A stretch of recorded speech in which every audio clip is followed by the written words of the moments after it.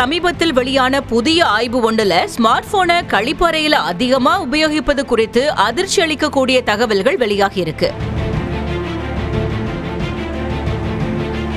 நம்மளோட அன்றாட வாழ்க்கையில இன்றியமையாத ஒரு அறிவியல் சாதனம் அப்படின்னா அது செல்போன் தான் சொல்லலாம். தூங்குற நேரம் தவிர்த்து மிச்ச எல்லா நேரத்திலயும் நம்மளோடைய மூணாவது கையா நம்ம கூடவே எப்போவும் இருந்துட்டு இருக்கு இந்த செல்போன். குறிப்பா டாய்லெட்ல செல்போன் யூஸ் பண்றவங்களோட எண்ணிக்கையோ தற்போது அதிகரிச்சுட்டு வருது.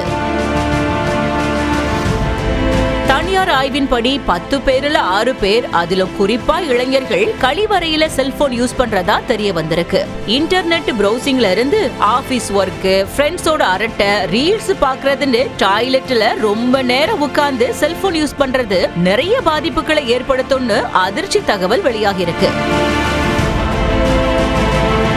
கழிப்பறைகள்ல செல்போன் பயன்படுத்துறதால அங்க இருக்கிற கிருமிகள் செல்போன்ல படிஞ்சு அதுக்கப்புறமா நாம அதை யூஸ் பண்றப்போ அதுல இருக்கிற கிருமிகள் நம்ம உடல்நிலையில நிறைய பாதிப்புகளை ஏற்படுத்தவும் வாய்ப்பு அதிகம். இந்த பழக்கம் மேலோட்டமா பாக்குறப்போ பாதிப்பே இல்லாத மாதிரி தோணுனாலும் அது உங்களோட ஆரோக்கியத்துல கடுமையான விளைவுகளை ஏற்படுத்த வாய்ப்பு இருக்குன்னு எச்சரிக்கிறாங்க மருத்துவ ஆராய்ச்சியாளர்கள்.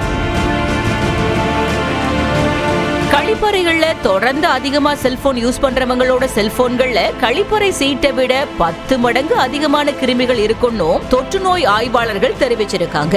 அப்படி இருக்கிற கிருமிகள் நம்ம மொபைல் போன் திரைகள்ல 28 நாட்கள் வரை உயிர் வாழ முடியும்னு சொல்லப்படுது. அது போல கழிப்பறையில உட்கார்ந்தபடியே செல்போன்களை பயன்படுத்துறது மூலமா 30 நிமிடத்திற்கு மேல கழிவறையில உட்கார்ந்து இருக்கிறவங்களுக்கு மூல நோய் உருவாகும் அபாயம் அதிகம்னு மருத்துவர்கள் எச்சரிக்கை விடுத்திருக்காங்க.